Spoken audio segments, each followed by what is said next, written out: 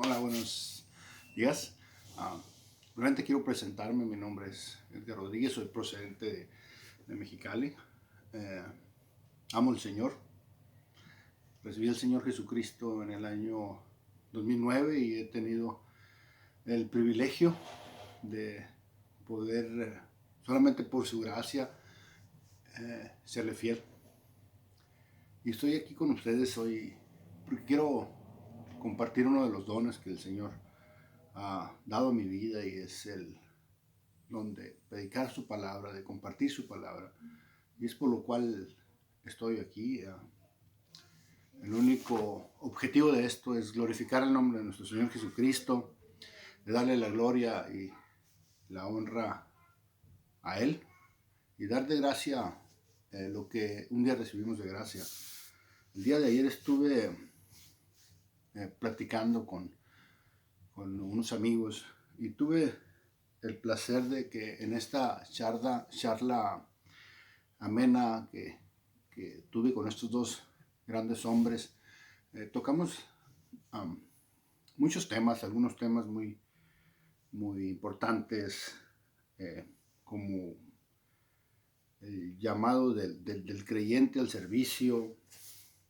eh, Estuvimos hablando del liderazgo y de la importancia que el líder tiene, o que el líder tenga que tener la capacidad de volverse a Cristo, llevarse él mismo a la cruz, o de poder tener esa capacidad de cuando los problemas o las dificultades de la vida, cuando las tormentas llegan, que él tenga la capacidad de volver por sí mismo hacia la cruz de Cristo.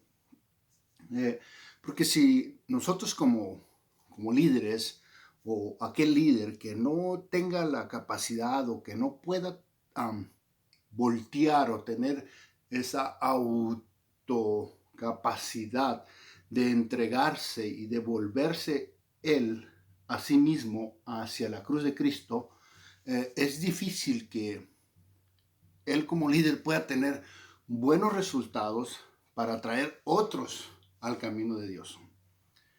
Entre otros temas que estuvimos tocando, estuvimos hablando de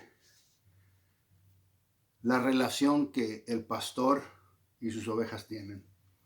Cómo el pastor cuida de sus ovejas y cómo las ovejas toman un cariño especial por el pastor. Algunas, no todas, pero muchas de ellas toman un cariño especial por el pastor, y cómo el pastor se entrega a ellas sin condición alguna, entrega su tiempo, entrega su devoción, su cariño, su protección, su amor y tantas cosas más. Y aquí es donde me quiero centrar hoy en este día, y quiero compartir la palabra que Dios ha puesto en mi corazón para compartir contigo. Te voy a pedir que hagamos una oración y pongamos esta palabra en las manos de Dios, para que Él sea abriendo tu corazón, abriendo tus ojos espirituales, y sobre todas las cosas, que las palabras que salgan de mi boca sean palabras de Dios. Señor, te damos gracias por esta tarde, por tu amor, por tu protección. Gracias por tu cuidado. Gracias, Señor, por la oportunidad que nos das de abrir los ojos a un nuevo día, por la oportunidad que nos das de conocerte. Gracias por tu palabra, que es viva y eficaz y que es más cortante, Señor, que una espada de dos filos, y penetra hasta nuestros corazones y nos ayuda a retomar el camino, a tomar la guianza y a conocerte y encontrarte cada día más a ti, Señor. Bendice este tiempo, bendice a aquellos que puedan escuchar este video, que sus corazones puedan estar listos, Padre, para recibir tu palabra. Te lo pedimos en el nombre de Jesús. Amén. Te decía que hablábamos de la relación que el pastor y las ovejas tienen. En el Salmo, en el libro de Isaías 53:6, dice que todos nos descarriamos como ovejas, y cada cual se apartó de su camino, mas Jehová cargó el pecado de nosotros en él. Siempre ha surgido esta incógnita en mí o esta pregunta de el por qué Dios nos compara con ovejas. Porque el Señor siempre nos tuvo que hacer esa comparación, y no solamente aquí en Isaías 53 hace esa comparación de la relación de las ovejas y el pastor, sino hay en muchas otras más escrituras. El Señor Jesús muchas veces hizo la misma comparación. Pero ¿por qué Dios nos compara como ovejas? ¿Por qué no nos compara con leones, con tigres, con panteras o con osos o con caballos que imponen fuerza, que imponen hasta cierto punto respeto e imponen muchas de las veces temor en nosotros?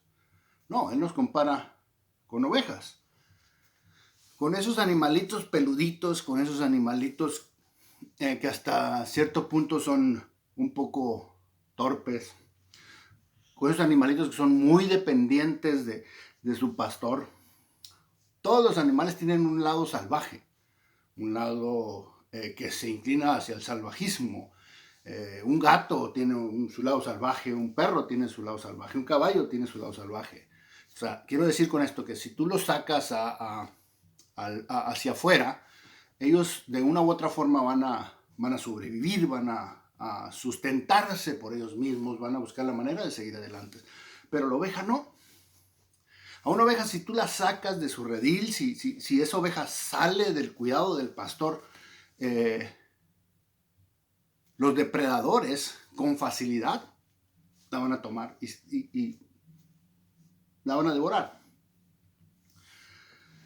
Tienen esa fragilidad de docibilidad y hasta cierto punto las miramos como animales un poco torpes, un poco sin mucho coeficiente, digamos, vaya. Esos animalitos que solamente van diciendo me, me. Y es por ello que Dios nos compara con esos animalitos. Ellos, las ovejas tienen muchas veces la tendencia de descarriarse. No todas, algunas. Algunas en la manada tienen esa tendencia de salirse, de distraerse de la manada, y te decía que necesitan del pastor, son codependientes del pastor. Y esta es una de las razones por las cuales Dios nos compara con esas ovejas. Tanto tú como yo tenemos esa necesidad del pastor. No podemos nosotros mismos como seres humanos, no tenemos esa capacidad, digamos, de poder llenar nuestro interior espiritual por nuestras propias fuerzas. Nosotros como humanos, Dios nos creó cuerpo, en alma y en espíritu. Quizás el cuerpo lo podemos alimentar, pero la parte espiritual siempre requiere a Dios. Necesitamos de Dios para poder llenar esa parte espiritual dentro de nosotros. Necesitamos del pastor de pastores que nos guíe, que nos protege, que nos cuida, que nos mantenga dentro del rebaño para poder ir caminando en sus propósitos y en sus planes. Y nosotros como seres humanos, nosotros como personas que hemos tomado la decisión de recibir a Jesús en nuestros corazones, nosotros como sus ovejas, tenemos que reconocer que muchas de las veces tenemos la misma tendencia que las ovejas, tenemos la misma codependencia de Dios. Si nos tendemos a descarriarnos, nos tendemos a mirar hacia los costados. En el tiempo que tengo de seguir al Señor, te lo digo porque iniciaba con esto de que el líder tiene que tener la capacidad de volverse él a sí mismo a Dios, de poder reconocer el momento preciso cuando su mirada se está desviando hacia los costados. Y esto ha pasado en mi vida, tengo que ser honesto contigo. O sea, mi caminar cristiano no siempre ha estado en la cima. Ha habido ocasiones en que ha sido difícil, ha habido pruebas, ha habido luchas, como a todos. Y en esos momentos le doy gracias a Dios porque he tenido la capacidad de voltear hacia la cruz, de voltearme hacia Dios y regresar a Él. Y una de las razones por las cuales el desvío o el desviarnos de la manada, del caminar de Dios, he encontrado que esto empieza a suceder una vez cuando nosotros dejamos de trabajar los dones que Dios reparte a nosotros. Dios ha repartido dones al hombre y ha repartido talentos al hombre. La palabra de Dios nos dice que los dones son irrevocables. ¿Qué quiero decir con esto? Que una vez que el Señor te remonta algo, no te lo va a volver a quitar. Es algo que te entregó a ti, que puso a ti en tu mano. Y mientras tú lo estés cultivando, mientras tú lo estés trabajando, tu conexión con Dios va a estar perfecta. Pero ¿qué sucede cuando dejamos de trabajar esos dones? Por ejemplo, una persona que tiene el don de misericordia, que tiene el don de ayudar, que tiene el don de trabajar, el don de servir, cuando deja de trabajar su don, cuando deja de cultivar el don que Dios repartió a través del Espíritu Santo en su vida, empieza a generarse una frustración en su interior. Empieza a generarse un vacío que no se puede llenar con facilidad. Si Dios le da a alguien el don de la sabiduría, por ejemplo, se puede llenar de orgullo sin la ayuda del pastor de pastores. Porque él piensa que todo lo sabe, porque él piensa que todo lo conoce, porque él sabe todas las respuestas. Y el don de la sabiduría está muy cerca al orgullo. Está muy en una línea muy chiquita que lo separa entre el don de la sabiduría y el orgullo. Y si él comienza a dejar de practicar este don, con facilidad su tendencia va a ser al desviarse. Comienza a caminar hacia los costados, comienza a mirar hacia los costados, empieza a desviar su mirada hacia la cruz del Señor, hacia la cruz de Cristo, y empieza a olvidar quién fue quien le dio ese don, quién fue quien le repartió, quién fue quien lo obsequió, y para quién tiene que trabajarlo y para quién tiene que cultivarlo. Y empieza a concentrarse en su egoísmo, en que yo lo tengo, en que yo lo puedo hacer, en que yo soy bueno para tocar la música, en que yo soy bueno para administrar, en que yo soy bueno para exponer un tema, porque Dios me ha dado ese don. ¿Qué te quiero decir con esto? Que cuando dejamos de practicar los dones que el Señor nos da, comenzamos a desviarnos del propósito por el cual Dios nos dio los dones. Y una vez que empezamos a desviarnos, llega una segunda cosa en nuestras vidas. Un segundo suceso, un segundo acontecimiento comienza en nuestras vidas. Cuando dejamos de trabajar nuestros dones. Y aparece la pérdida del gozo. ¿Qué quiero decir con esto? Esto le sucedió a David.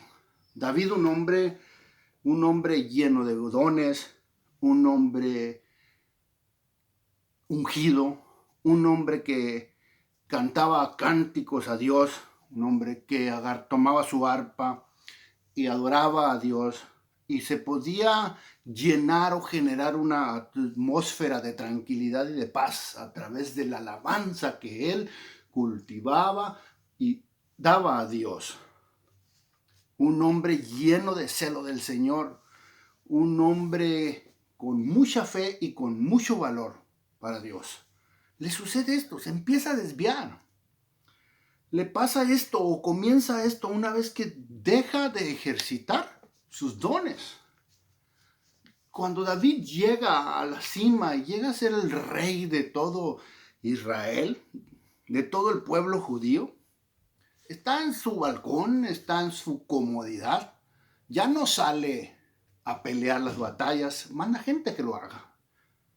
Ya no sale a alabar a Dios como lo hacía cuando estaba pastoreando las ovejas. Ahora trae músicos para que lo hagan por él. Empieza a dejar de cultivar lo que el Señor le dio para que le adorara a él. Entonces viene este suceso. Viene el pecado a la vida de David. Y David pierde el gozo en su corazón. No me refiero a la alegría. La alegría y el gozo son dos cosas distintas. La alegría viene por sucesos, viene por etapas. La alegría la experimentamos cuando tenemos un logro personal. Por ejemplo, me fue bien en la escuela, tuve buenas calificaciones, gané un campeonato de fútbol, acabo de tener un hijo, me acabo de ganar la lotería.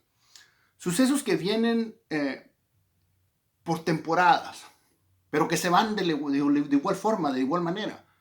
La alegría se va con la pérdida de un ser querido, la alegría se va con el despido de tu empleo, la alegría se va cuando no tienes dinero, cuando llega la enfermedad.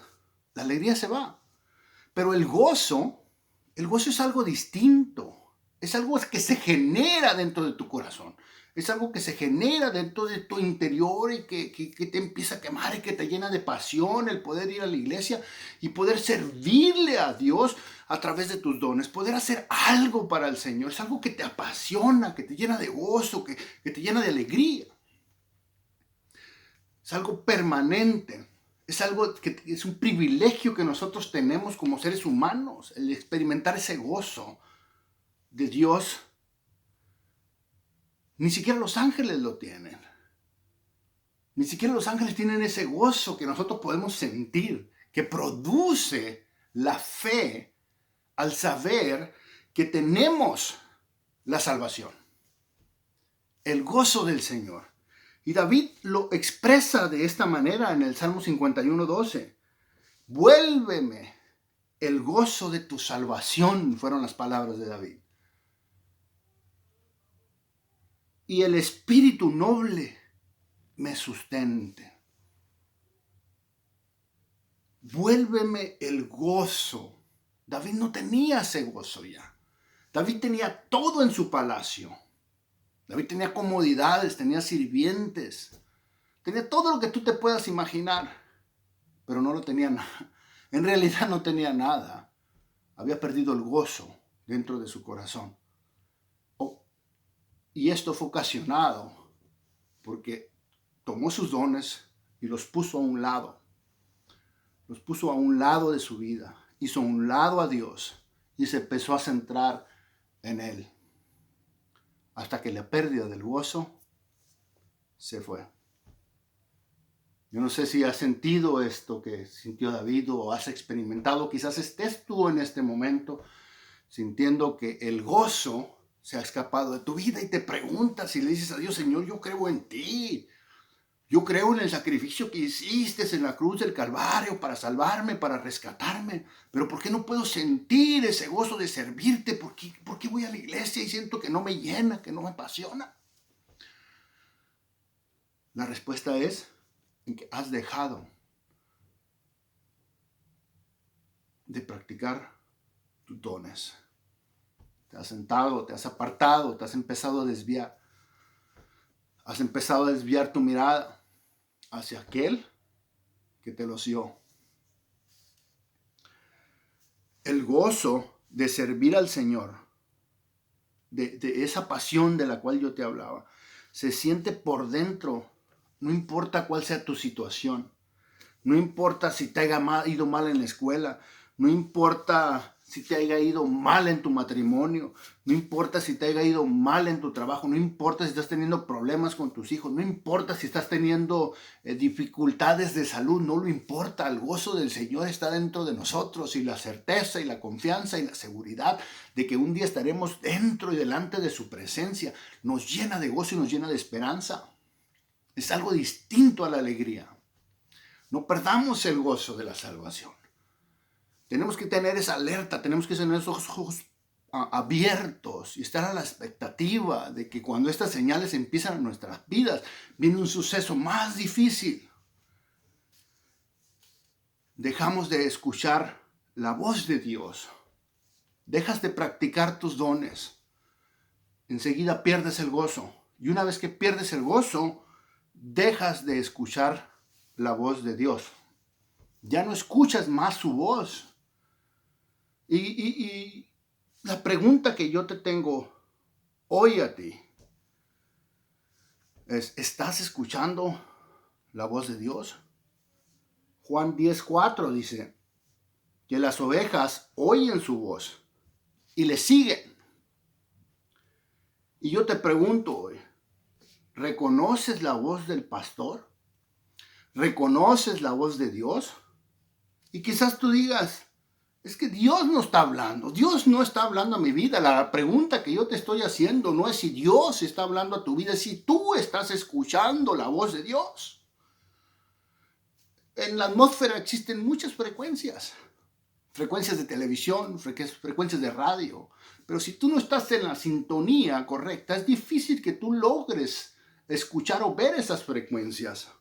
Y la pregunta de hoy es, ¿estás escuchando la voz de Dios? No es si Dios te está hablando. Dios ha hablado a los hombres de una y de otra y de mil maneras, a través de profetas, a través de muchas personas, y hoy mismo está hablando a través de mí para ti. ¿Estás escuchando la voz de Dios? ¿Cuál es tu situación en este momento de servicio, de entrega, de gozo en tu corazón para con Dios? ¿Te has alejado de Él? ¿Has puesto tus dones a un lado? Dios te está hablando hoy.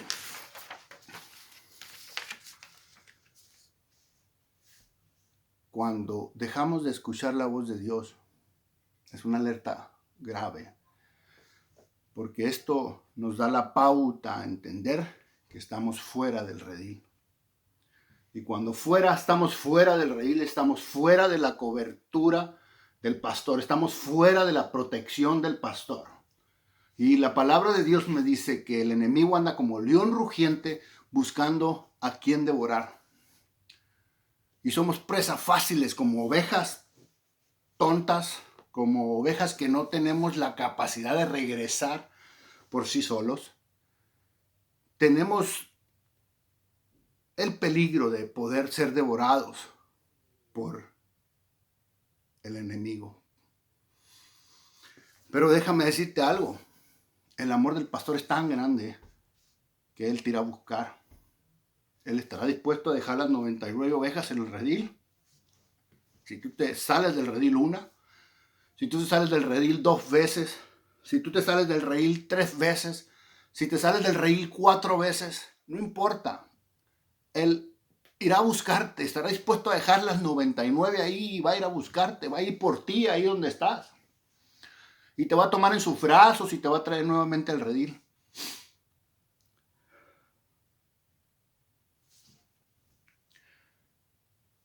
Los pastores de ovejas, aquellos pastores que tienen un rebaño, que salen a pastorear a sus ovejas a los campos abiertos, van enfrente del rebaño y todas las ovejitas van atrás de él, lo van siguiendo. Pero siempre hay una o dos ovejitas que empiezan a quitar la mirada del pastor que va caminando enfrente de ellas y empiezan a voltear hacia los costados. Empiezan a mirar pastos aquí, pastos allá, y esas ovejas tienen una tendencia a desviarse de la manada, a desviarse de la guianza del pastor. Y se desvían el pastor las vuelve a meter al redil y se vuelve a desviar otra vez, y el pastor la vuelve a meter al redil y se vuelve a desviar otra vez, y el pastor la vuelve a meter al redil, hasta que un día el pastor toma una decisión para que esta ovejita ya no se vuelva a desviar del redil. ¿Y sabes qué es lo que hace el pastor? El pastor toma su manita y hace esto. Se la quiebra. Entonces tú dirás, eso es crueldad. ¿Cómo el pastor le va a quebrar la oveja a la ovejita? ¿Cómo le va a quebrar su manita? En ese momento el pastor le quiebra la manita a la ovejita, le pone 2 tablitas, se la venda y la toma en sus brazos.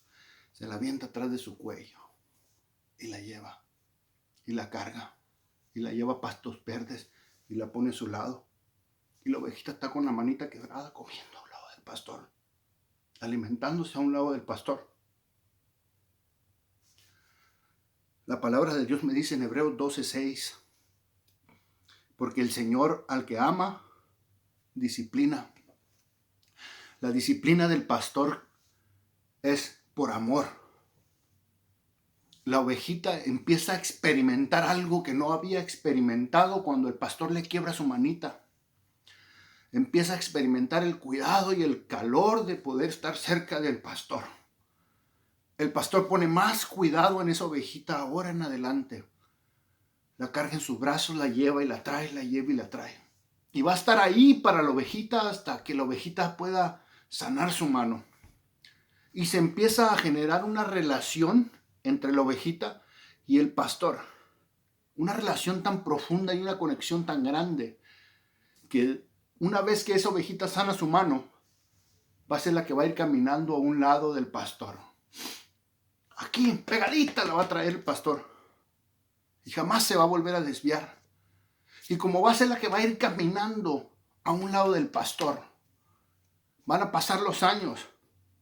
Y esa ovejita después se va a volver un líder de la manada. Cuando las nuevas ovejas nazcan, van a mirar a esa ovejita que va a ir a un lado del pastor. Y van a ir mirándola a ella. Y van a ir caminando. Y van a ir haciendo lo que ella hace. Quizás eres esa ovejita que te has desviado una, y te has desviado otra, y te has desviado otra vez. Y el Señor te ama tanto que ha tenido que quebrarte esa manita. Quizás estás pasando por dificultades. Quizás estás pasando por enfermedades. Quizás estás pasando por sucesos que le volteas y dices a Dios, ¿por qué yo? ¿Por qué yo tengo que estar pasando por esto, Señor? Yo que te amo. Y no te has dado cuenta que dejaste de practicar tus dones y empezaste a desviar tu mirada, dejaste de escuchar su voz y como consecuencia del amor que Dios te tiene a ti, tuvo que quebrarte la manita. Si soportáis la disciplina de Dios, que Dios nos trata como hijos, si soportáis esa disciplina, podrás tener esa conexión con Dios. Podrás tener esa conexión nuevamente y volver a experimentar su amor. Vuélvete a la cruz. Mira lo que Jesucristo hizo por ti y por mí. Él siendo Dios se humilló a sí mismo y estuvo dispuesto a pagar un precio de sangre en la cruz por ti y por mí. Dios te ha dado un don especial. Dios ha puesto talentos especiales en ti. Trabaja esos dones. Siempre mirando y no olvidando quién es quien te los dio. Dale la gloria a Dios en todo tiempo y en todo momento. Y si tienes ese don y lo has puesto a un lado, es tiempo de que te levantes de la silla. Es tiempo de que empieces a cultivar ese don. Es tiempo de que empieces a trabajar ese don y que se lo empieces a poner a Dios y que le empieces a decir, heme aquí, Señor, envíame a mí. Que se empiece a despertar nuevamente el gozo de servir al Señor. Aunque las situaciones sean malas, aunque la corriente sea en tu contra, aunque las situaciones sean adversas, que el gozo del Señor esté siempre en tu vida y siempre en tu corazón. Levántate, levántate, levántate, levántate en este momento y dile a Dios, aquí estoy, te quiero servir. Dame la oportunidad nuevamente de poder trabajar este don para ti. El don que tú me diste, te lo quiero regresar. Los talentos que me pusiste, ya los quiero sacar de la tierra y los quiero empezar a producir al 100%. Es tiempo hoy. Hoy es el día. Hoy es el día que Dios ha preparado para ti. Antes que pierdas ese gozo y dejes de escuchar su voz, Él te irá a buscar. Siempre estará dispuesto a buscarte. Termino con esto, con esta historia. En los tiempos de la Segunda Guerra Mundial hubo un hombre que le gustaban mucho la arte, las pinturas. Un coleccionista muy famoso y tenía una posición económica buena para poder comprar pinturas costosas de arte. Entre su colección tenía pinturas de Picasso y entre otros grandes pintores. Este hombre solamente tenía un hijo Al nacer su hijo, su madre murió y era el único que tenía. Lo cuidaba y lo amaba. Era todo lo que él tenía. Cuando viene la Segunda Guerra Mundial, este joven se enlista para ir y defender a su patria. Al tiempo de estar peleando en batalla, el joven es muerto en batalla. Solamente le llegó una carta al padre dándole la noticia de que su hijo había muerto por la patria en batalla. Ese hombre se llenó de tristeza, se llenó de dolor, se llenó de sufrimiento. Siguieron pasando los años. Cuando de repente un joven llega a su puerta y toca, llevaba una hoja con el rostro de su hijo que había dibujado en un campo de batalla. Y le dijo: yo conocí a su hijo, estuvimos en batalla juntos y pude dibujar su rostro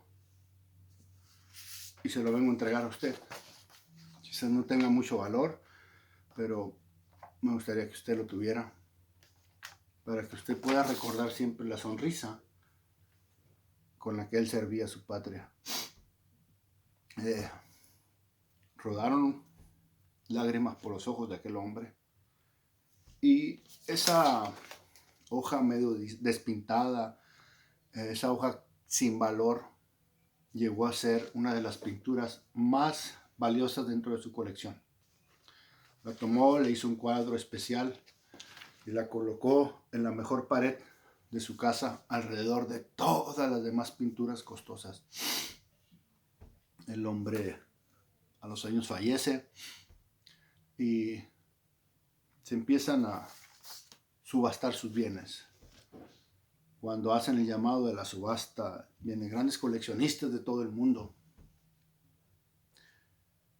para poder obtener esas pinturas costosas. La persona que estaba a cargo de llevar la subasta dice: esta subasta va a iniciar con el retrato del hijo del dueño de la colección. Y a su vez la subasta empieza con $100. Y el subastador decía: $100 a la una, $100 a las dos. Alguien da $100. Entonces los coleccionistas que estaban ahí, que habían ido a buscar las pinturas de Picasso, las pinturas de otros grandes pintores costosas, esas grandes colecciones por las cuales ellos estaban ambicionando tenerlas, para ellos era una pérdida de tiempo. Les decía: hey, brinquémonos a la otra, esto no tiene valor, esto no tiene sentido, pues estamos perdiendo nuestro tiempo, venimos a gastar, a tratar de adquirir esas pinturas. Hombres estaban dispuestos a gastar millones de dólares por tomar una sola pintura. Y el encargado de la subasta les dice: no, primero se tiene que subastar la pintura